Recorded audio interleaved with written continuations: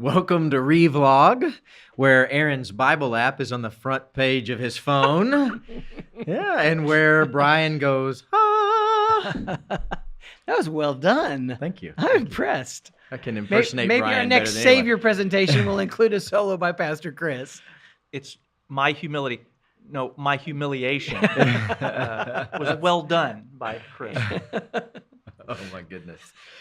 Well, I think we're kind of breathing a sigh of relief this week. This is the last chapter of the saga. Only a plague. Are you only a plague?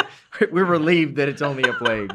Now, this has been tough wading through this. I know. Yeah, I mean, I've sensed the church has been heavy on the church. This 2 Samuel study. It's been very do you heavy. agree? Have you?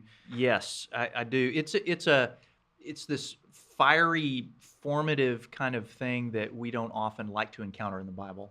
Important that we do, but It is but important. it still does not discount that it's weighty. Yeah, Yeah, it is. It is. absolutely. And just week after week of destructive sin really is been heavy on our conscience and Absolutely. our hearts. Absolutely.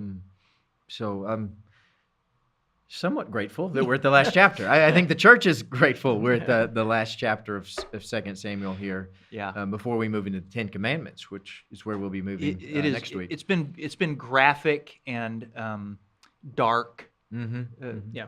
Shafts of light coming through here and there, but it's been very hard. Yeah, which life can be. And I think that's part of where Absolutely. we are. I mean, life can be just that, can't it? That's the honesty of the Bible, isn't it? Don't you think? It helps us to see. It doesn't paint this Pollyanna That's picture. right. There's no veneer. When right. when you're dealing with sin, it is destructive, and there is no other end to it. So right. that's exactly right. And that should be weighty on our souls. It should make Yeah, us that's make right. us No, I'm with you. So with that said, let's jump into 2 Samuel chapter 24. Aaron, why don't you guide us with your initial thoughts to this chapter? Just my real honest take is I'm uncomfortable watching David fail again. Oh, I know. And I know. it's not so much what he did. It's just that I'm uncomfortable with that. And then I've got to examine my own heart and go, what makes me uncomfortable with that? Why do I not want somebody that I revere to fail? Because shouldn't we expect that? The only perfect example we have is Jesus. Right. And so when we put all of our stock in these leaders and expect them to be perfect, we are going to be disappointed. Yeah. And that's so, as I'm reading these stories and I hear, God coming back going, you did it again, I just go, oh. And it's, so then I have to examine, okay, am I putting too much stock in humanity's failings? Or humanity's structures to lead and to govern. Ultimately, they will disappoint you. Yeah, absolutely. Anything built by human hands is Yeah. going to fail. and the disappoint more Yeah. you put your stock into somebody, the Right. farther they have to fall. Right, Yeah. which we often do in the church with personalities. I mean, That's- it happens, and all of these personalities that we've seen That's right. have failed in recent days. Strong church personalities. that Well, have- and if I may continue, the opposite is true. Is now we almost expect in culture, we almost exalt these failings, or you can. we expect them to fail, and we just look past it completely, and there's no accountability like there is here in David. Right, You don't see any of this coming back, going, I messed up, and I want to fix it. Right. Nobody just walks away here. Yeah. In 2 Samuel. That's right. That's right. So, Bryan, let's turn to you. How is your geography of ancient Israel? Are you up to date on your? Can I have a pointer, please? We have the map. No, give us your initial reaction to. It 2 Samuel is. 24.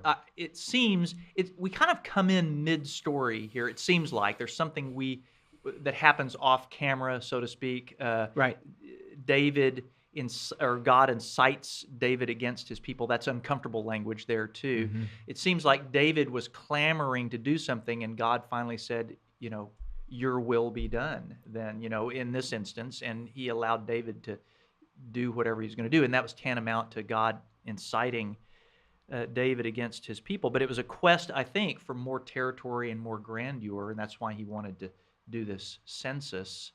And it was a kind of a power grab, but also a census itself is a political act. Right, I mean, right. witness census in our own day. We can't go through a census without a lot of political turmoil happening. And Right. you had some instabilities in the kingdom. Clearly, there were people clearly still loyal to the house of Saul.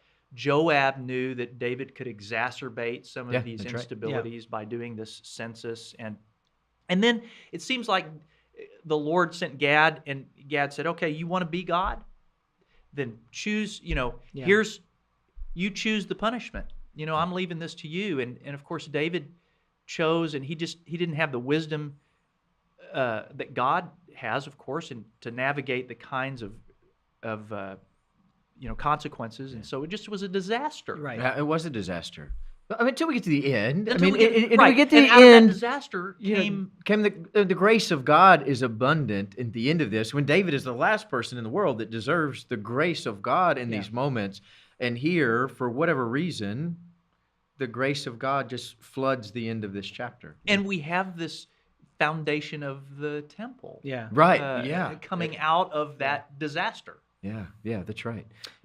Yeah. So just continuing on, my question out of this is, I'm reminded of the scripture in the New Testament that says, not every one of you should seek to be a leader, should seek to be a teacher, because Right. you Oh, will yeah. be more harshly judged. You'll be, and I'm wondering if that same kind of God that would say that in the New Testament is living that out here, saying, if you're going to live your life in front of everybody, you need to know that I'm going to hold you accountable, and that accountability is going to be harsh, and Because you're forming the lives of people. Yeah. I mean, Right.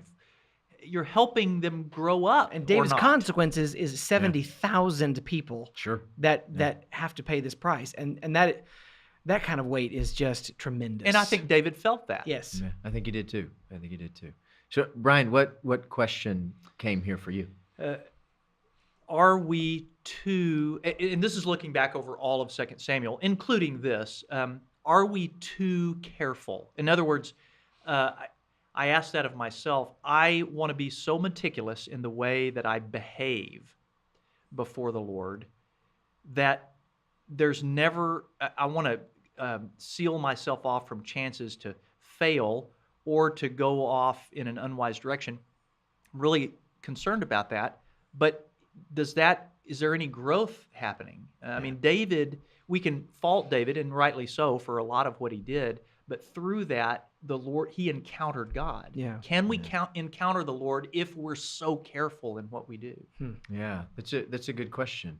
And I think, getting to that, I don't think we have to fall headfirst into sin to encounter Exactly. God. Exactly. However, there is something to the struggle. Yeah. There is. There's something in the struggle that maybe makes us more aware of who God is and what God's up to. I think so. We don't want to sin that grace may abound, like Paul said. But on Right. the other hand, Martin Luther said, "Let him who sins sin boldly," and he wasn't advocating Right, sin, right, but he was yeah. just saying, quit trying to artificially be careful in your One of life. the great hymns ends risk ourselves for God. Oh, that's Are right, we yeah. willing to risk ourselves for God? Yeah. Our own selves for His greater purpose. Yes. Yeah. Hey, well said. Yeah. Well said. With that, we are done with 2 Samuel. So if you would just comment below, we're grateful on how 2 Samuel has shaped you and been at work on your heart. Thank you. 844.